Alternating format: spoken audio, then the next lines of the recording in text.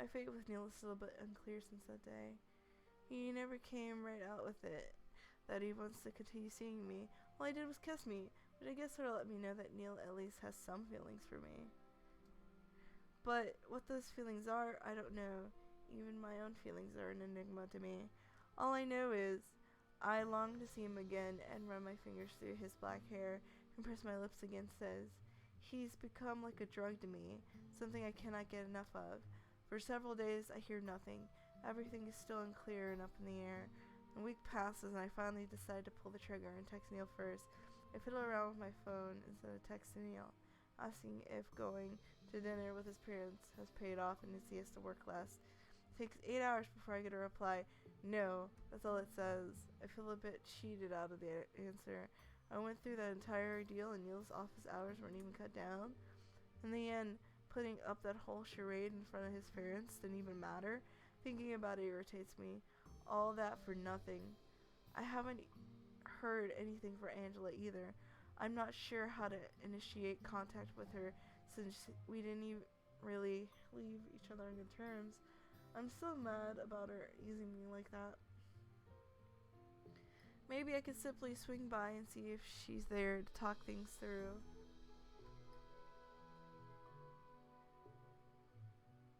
So that's what I do. I head over to Angela's apartment. As I ring the doorbell, I hear a lot of noise inside the apartment. Well, Angela certainly seems home, but it sounds like she might be busy.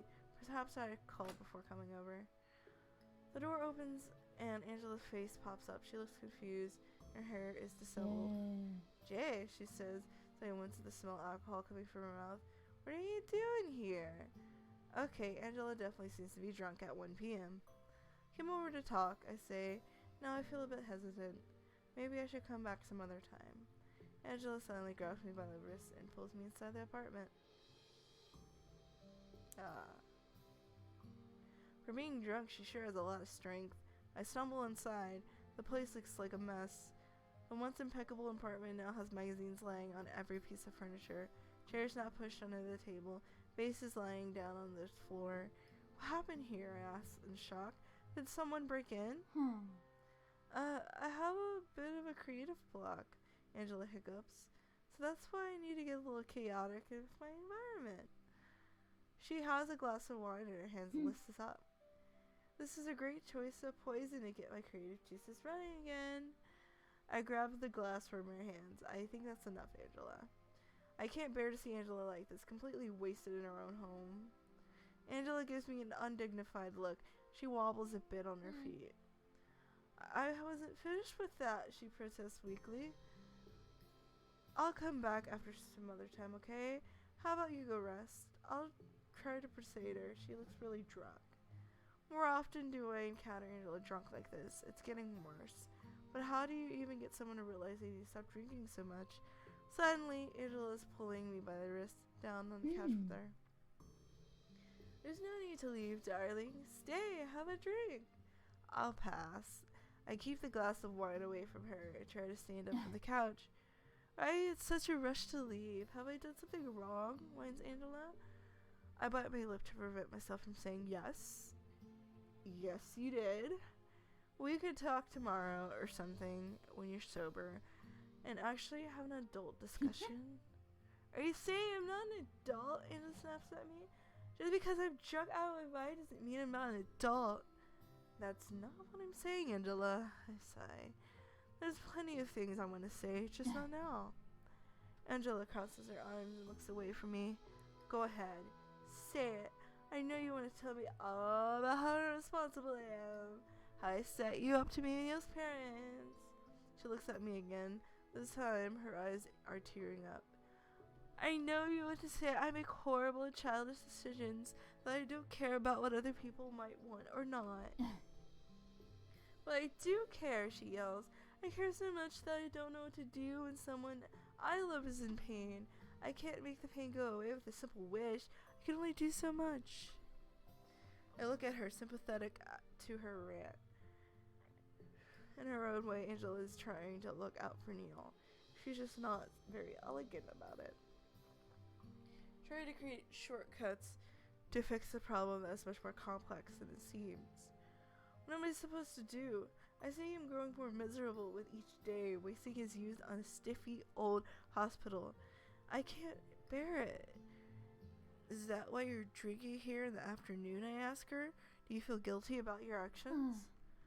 I don't want to muddy your relationship with what I've done, says Angela. I'll do enjoy having you around as a friend. And I enjoy having you as a friend, I say with a smile.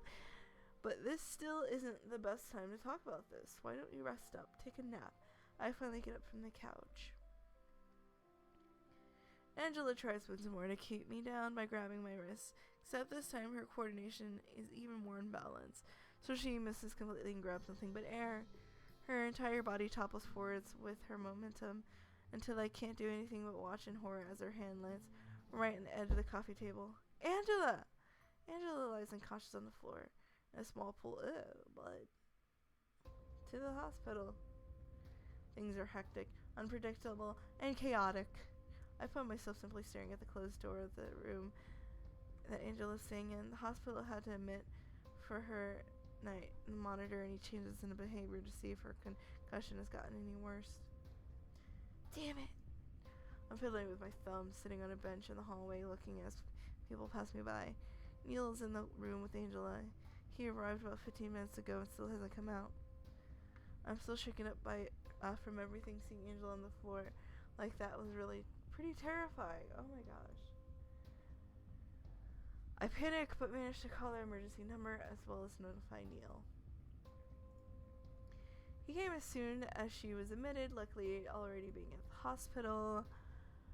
I could only imagine what's going on. Neil looked distressed and pissed off at the same time as he came in. God, I don't ever want to go through something like that again, I said with a sigh. It's been almost half an hour now. The door finally opens. Neil walks out and closes it behind with him an exasperated sigh. My eyes follow him as he sits down next to me, hangs his head down as he leans on my knees. How is she? Sobered up, I ask? For the most part, she doesn't seem to be saying anything deranged aside from her usual nonsense. They need her to stay the night, I say? I know. Neil runs a hand through his black hair. How did this even happen? I don't know. She was drunk when I saw her. I tried to get up from the couch, fell over, and this is the result. The only brain damage she's sustaining is the one inflicting on herself with that godforsaken alcohol, says Neil bitterly. I don't really know what to say, so I say nothing instead, and I gently place a hand on Neil's back. I can feel it tense up at my sudden touch, but then he sighs once more and relaxes a bit. Neil looks up at me. How can you save someone from themselves? Lower my eyes and stare at the floor. I'm not quite sure how to answer that. I don't know how to help Angela kick off her bad habit of getting drunk. She'd probably laugh at any attempts to hide her bottle of wine. But it seems her alcoholism is also fueled by her inability to help out Neil, whom she feels fiercely protective of. You don't, I say hesitantly. They have to help themselves. People are stubborn like that. I give him a knowing look, like someone I know. Neil brushes off my hand and gives me an undignified look. He then continues to brood in silence. When did she start drinking so much, I ask. I can't even remember. It's been like this for a long time, always drinking as much as she can at parties. However, it wasn't until after her graduation that I started encountering her drunk more often. I don't know why. Stress? Grief from her father passing away? Could be anything. I didn't know her father's deceased. Neil leans back against the wall, looking up at the fluorescent lamps at the hospital. He's silent for a moment. It was a long time ago, he says softly. I think Angela turning to alcohol as a crutch has more to do with Neil than with her deceased father, though. Or at least at the moment it does. I think Angela's bad habits getting herself drunk might also have something to do with you, I admit. Neil raises his eyebrows at me before lowering them again. What's that supposed to mean? She's worried about you. Even this entire scheme she cooked up with us being engaged, it was all a ploy so that you could have more time off work. I sigh deeply. I'm beginning to understand Angela a little bit more, despite disapproving of her alcohol habits. She has her own demons. She's fighting. I think she's frustrated seeing you like this, so she drinks more than necessary. A long silence stretches out, and I watch the nurses and doctors pass by us with an unfocused gaze. I look back at Neil next to me, and he has such a painful expression on his face, like he's bottling everything up. How can she be so stupid, says Neil, his voice vibrating with emotions, always concerning herself with me. That's just Angela's way of showing her affection, I say with a slight shrug and smile. His eyes flash over towards me. Stupid, like you. A comment like that would have set me off before, but considering the precarious situation we're in, I can only take it as a compliment instead. Are you alright missing out on work? I decided to ask. Neil was already at the hospital when it happened, so he was here on the scene pretty quick. At a certain point, they'll notice I'm gone, and I'll have another annoying secretary on the lookout for me. I can hide you, I say. Neil snorts. How? Could put a bag over your head.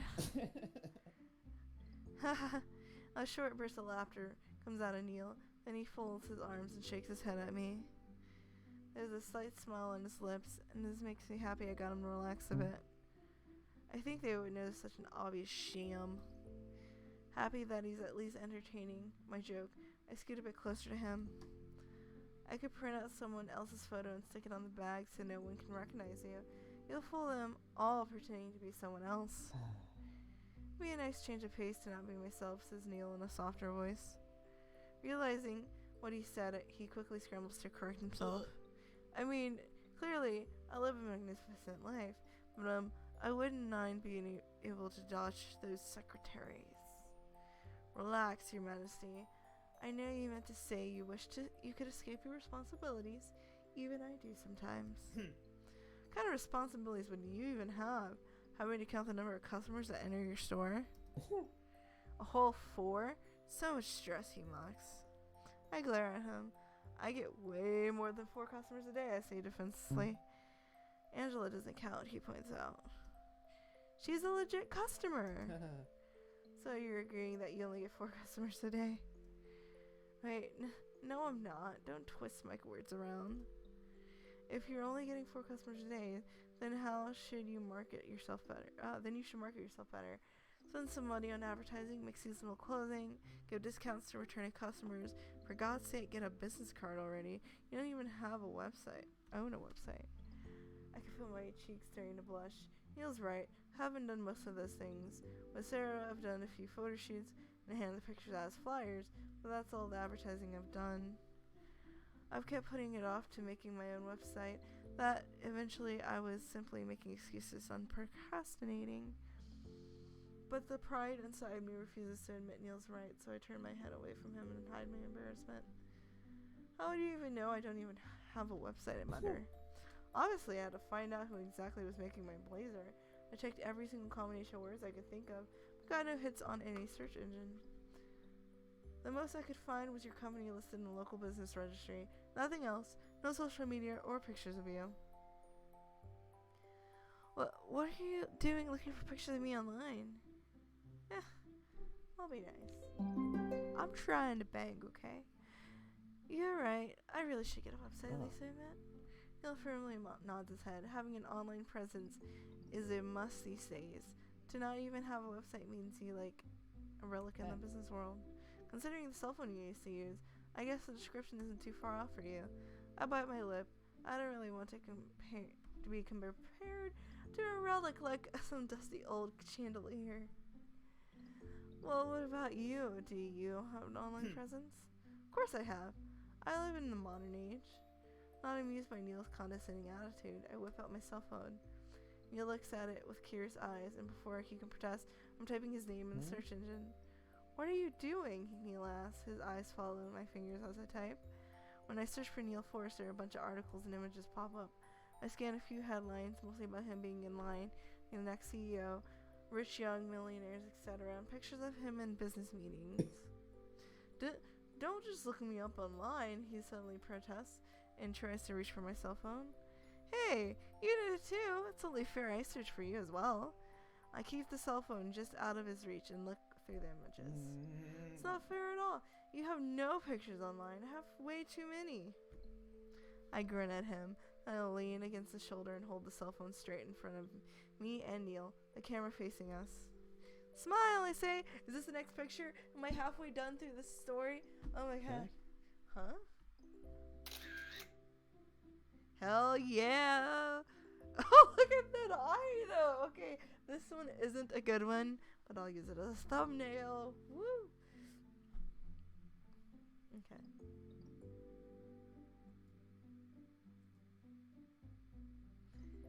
Neil, haha, you look ridiculous.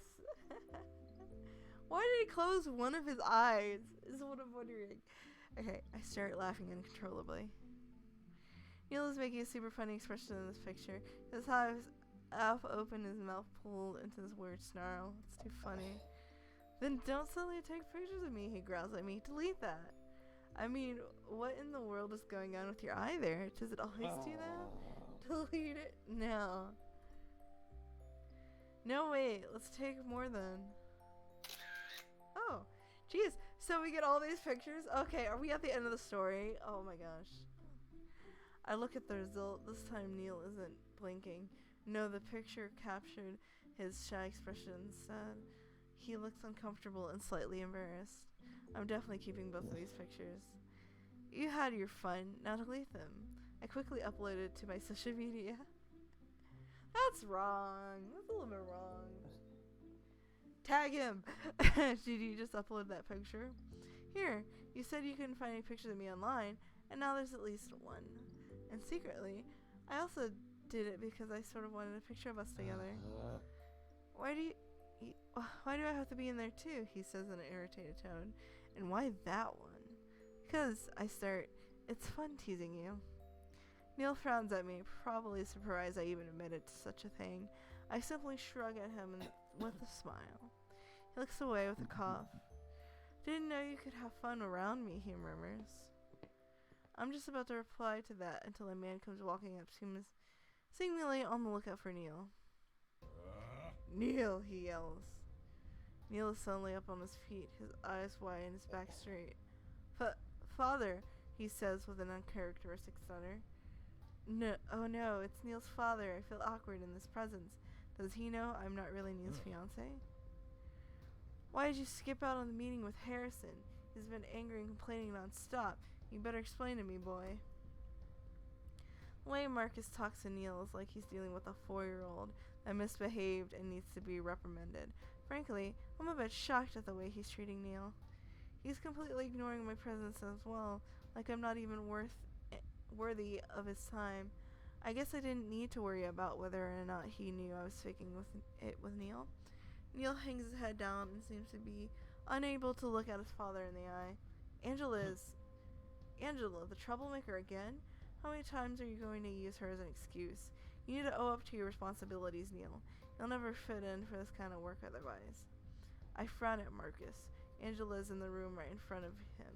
Neil only came because he was worried. He's not even listening to Neil's reasons for abandoning his post. Are family emergencies not valid excuses? Does he even care? A relative is in the hospital? Apologies, Father. I'll return straight away. I've never even seen Neil this compliant and defeated before. Where did all that bite and spunk go? The one that would argue to hell and back. Then again, he was similar during our dinner a week ago. This will be the last time that I see you skip out on work. Do it again, and I won't hesitate to cut you off. Isn't that the whole reason I pretended to be his fiancé in the first place? So that Neil wouldn't have to work so much? What was the point of doing it in the first place if he's still going to keep Neil in a tight leash? Sitting there listening to Neil's father berating him like this is infuriating. I know it's not my place to say anything, but boy do I want to. Neil finally turns to me, but his eyes aren't meeting mine. He feels lifeless. I have work. Thanks for taking care of Angela. Have a good day. Together with his father, Neil walks away from me. Well, I'm still loving this outfit. It's so cute. Okay, I'm done.